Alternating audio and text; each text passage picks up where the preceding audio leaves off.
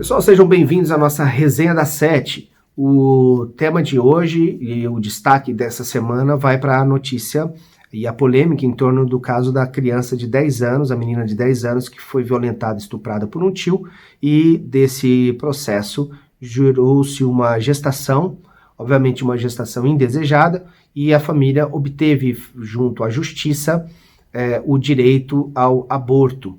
E a Constituição brasileira, ela defende, ela permite que, em alguns casos, excepcionalidades, o aborto seja realizado pelo próprio Estado, inclusive, né? E uma delas é a questão, e a principal, talvez, né? A questão, acho que eu tenho que olhar a legislação, mas na verdade essa excepcionalidade é a questão da violência, né? Do estupro, né? Então, quando uma vítima é estuprada e ela tem e desse estupro surge uma gravidez, ela tem um direito constitucional, legal, jurídico aí de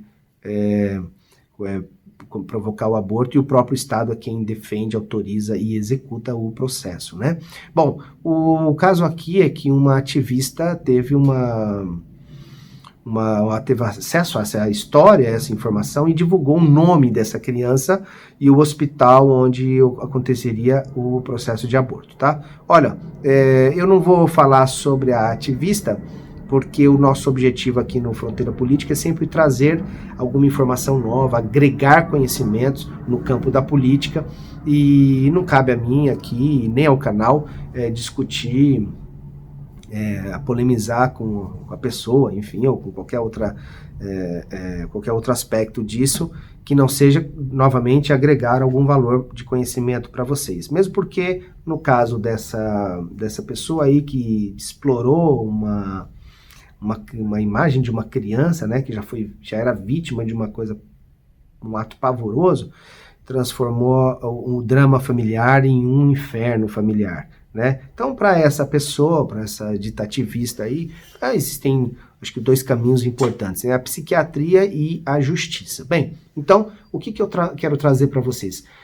Alguns indicadores sobre a infância e adolescência no Brasil, e contar para vocês um aspecto das políticas públicas, ensinar para vocês uma técnica de mostrar, né, trazer informação de uma técnica de política pública para esse tipo de assunto, como é o caso da criança e adolescente. Vamos primeiro para alguns indicadores. Indicadores positivos, né?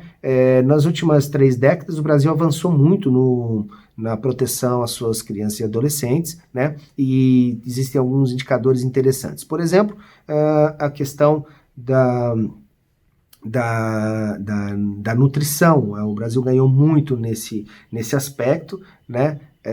Na questão da mortalidade infantil, né? Para vocês terem uma ideia, mortalidade infantil era de 47,1 na década de 90 e passou a 13,3, ou seja, de 47,1 para 13,3, uma redução bastante significativa na mortalidade infantil, ou seja, esse número, esse percentual é sempre a cada 1.000 crianças nascidas, né?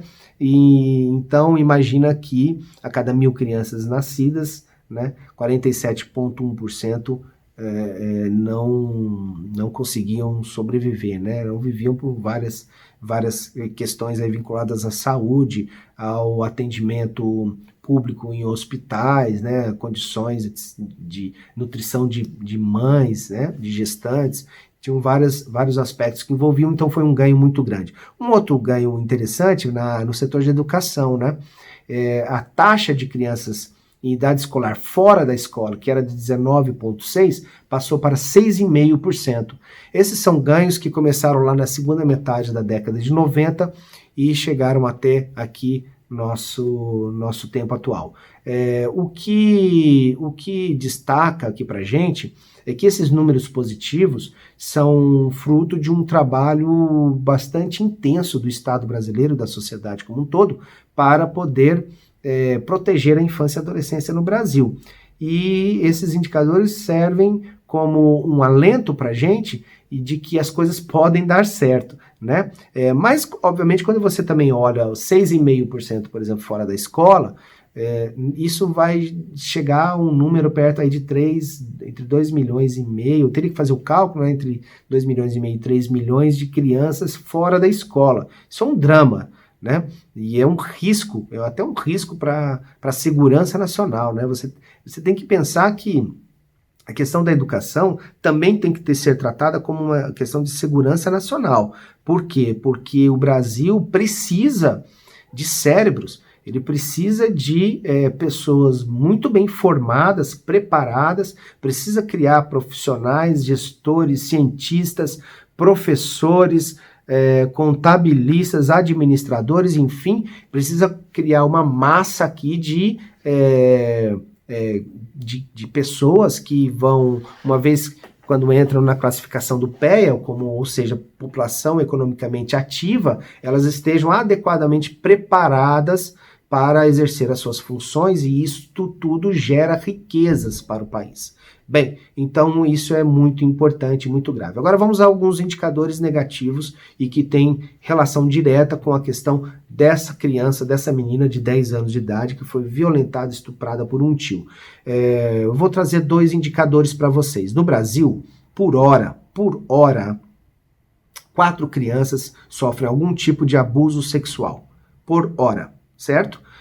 Um outro número bastante dramático é que no Brasil, por dia, e eu vou repetir de novo, por dia, 33 crianças são assassinadas no Brasil.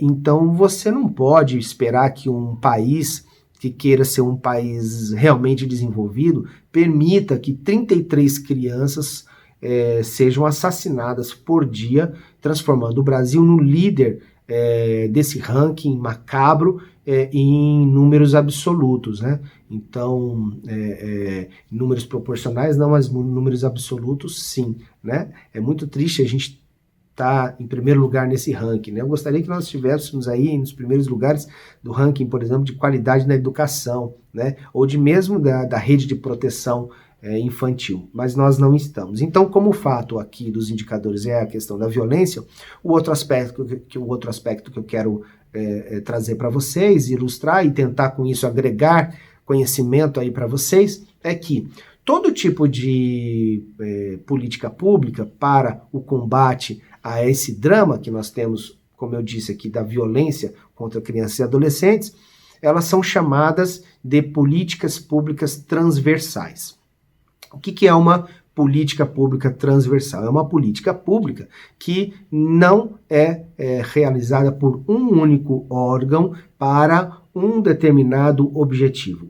Então, por quê? Porque para você acabar ou diminuir radicalmente a violência e o abuso sexual contra crianças e adolescentes, você tem que trabalhar em várias frentes diferentes e várias frentes distintas e todas elas articuladas em torno da mesma política. Essa é a definição de política pública transversal, ou seja, uma política pública que envolva diferentes variáveis, diferentes frentes de atuação e que possam ser articuladas de uma maneira central.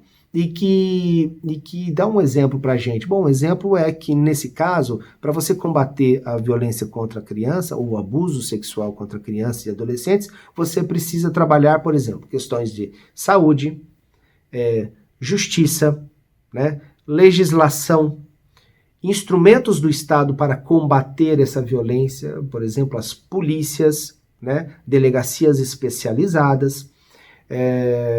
Você precisa articular tudo isso com escola, educação, família, sociedade, né, comunidades e, portanto, observem que são políticas bastante complexas, né, são desafios complexos e que envolvem não só o papel exclusivo do Estado, mas também o papel do Estado articulado com a sociedade e com as comunidades.